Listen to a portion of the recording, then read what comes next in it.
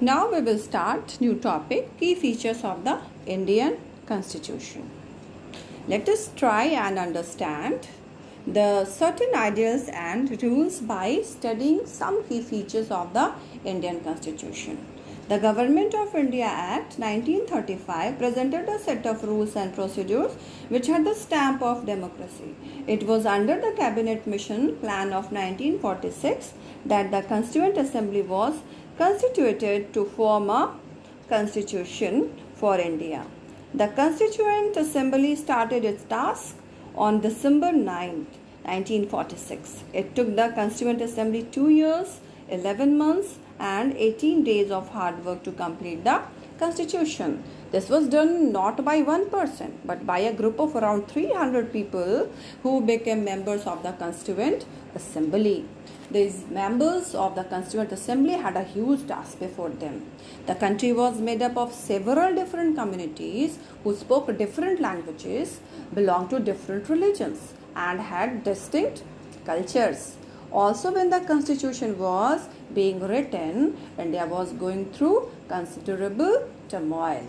The partition of the country into India and Pakistan was imminent. Some of the princely states remained undecided about their future, and the socio-economic condition of the vast mass of people appeared dismal.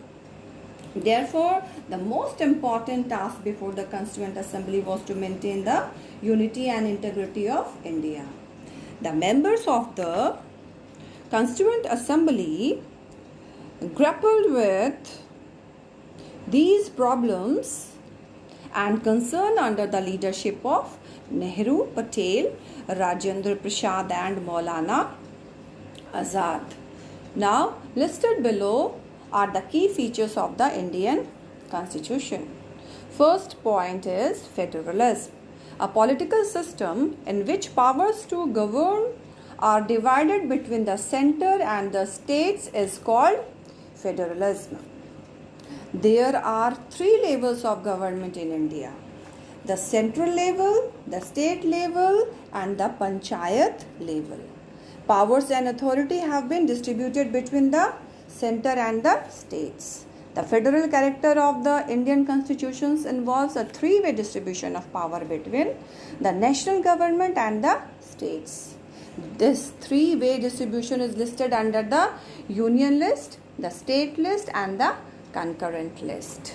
The central government is given exclusive power to make laws on the items listed on the union list. Subject of national interest like defense, foreign affairs, war and peace are included in the union list. The states can make laws and the items listed in the state list.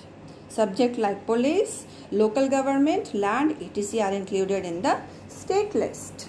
On the items listed in the third list called the concurrent list, both the center and state can make laws. Now we will discuss second point, the parliamentary form of government. India has a parliamentary form of government. In this system, the parliament is supreme and it represents the people. The legislature at the center is called the parliament or the Sansad.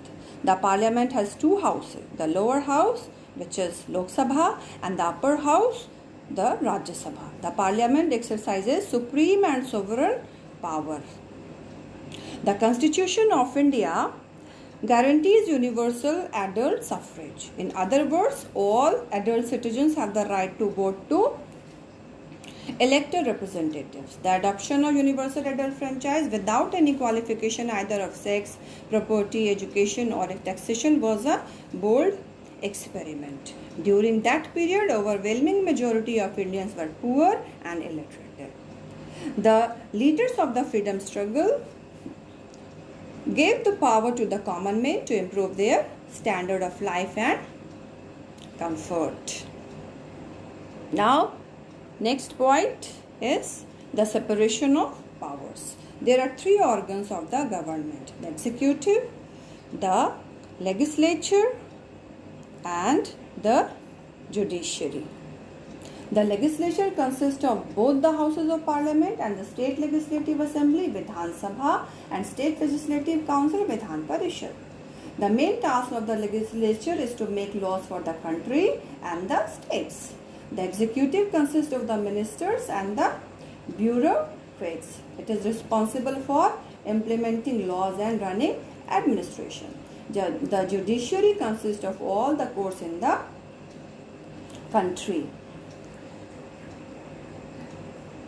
In order to prevent the misuse of power by any one branch of the state, the Constitution says that each of these organs should exercise different powers. Through this, each organ acts as a check on the other organs of the state, and this ensures the balance of power between all three. Now, next point, we will discuss the fundamental rights. Modern states give certain basic and fundamental rights to its citizens. These rights are essential for the development of an individual. The fundamental rights are contained in Chapter 3 under Article 14 to 32 of the Indian Constitution. They protect citizens against misuse of powers by the state. Our Constitution guarantees the following 7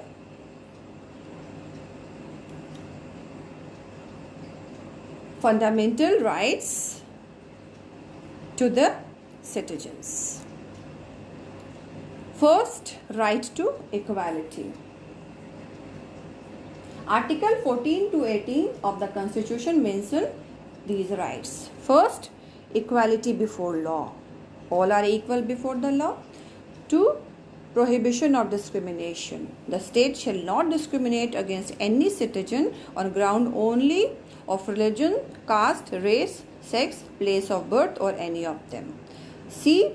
Appointment to government or public services. There shall be equality of opportunity for all citizens in matters relating to employment or appointment to any office under the state. D.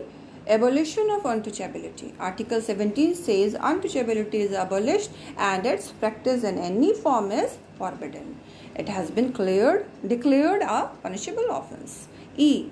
Abolition of titles. Article 18 abolishes titles like Sir, Rai Bahadur, Rai Sahib, Khan Sahib, Khan Bahadur, etc. cannot be conferred on a person. Next, right to freedom.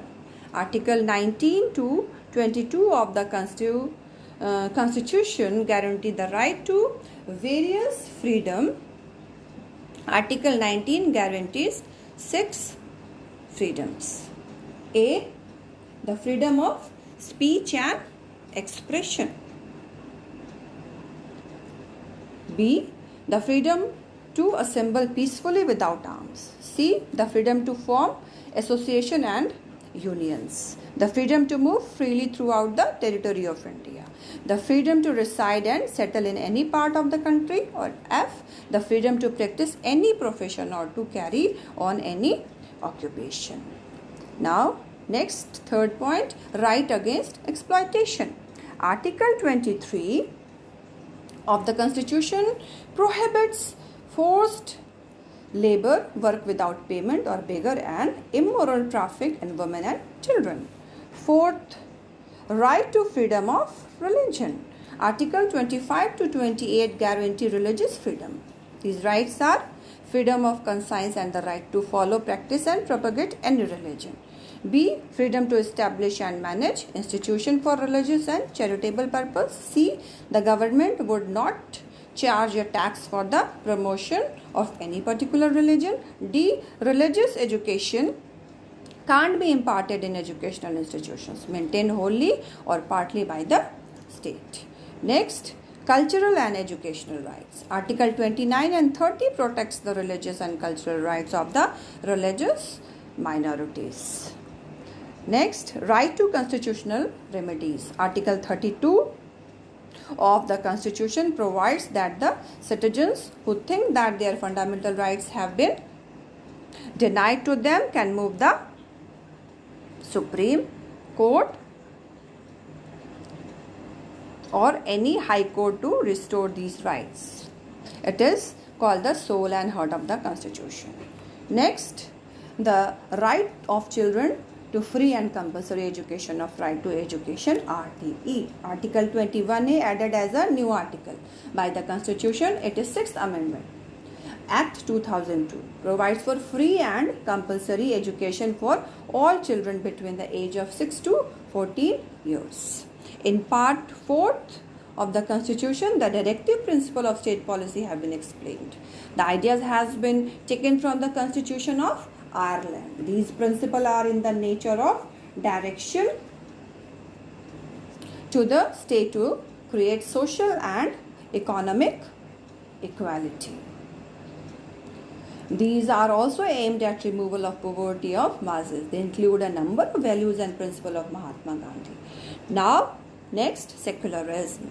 The term secular was added to the preamble by the 42nd Amendment to the Constitution in 1976. The inclusion of this word means that the state has no religion of its own. It neither favors nor discriminates against any particular religion. In India, secularism can be understood as treating all religions equally and with respects. The 42nd Amendment Act 1976 included a section on the fundamental duties, which are 10 in number. It is the duty of every citizen of India to perform these duties for the well-being of the society and the country. We have discussed why a country needs a constitution and what is importance. We have also glanced through certain key features of the Indian Constitution. The different features of the Indian Constitution outlined above involved complicated ideas that are often not too easy to grasp. So, in your higher classes, students, at last, I want to say, as in your higher classes, you will read more about the different features of the Indian Constitution and understand more substantively what they mean. Now, we have finished here.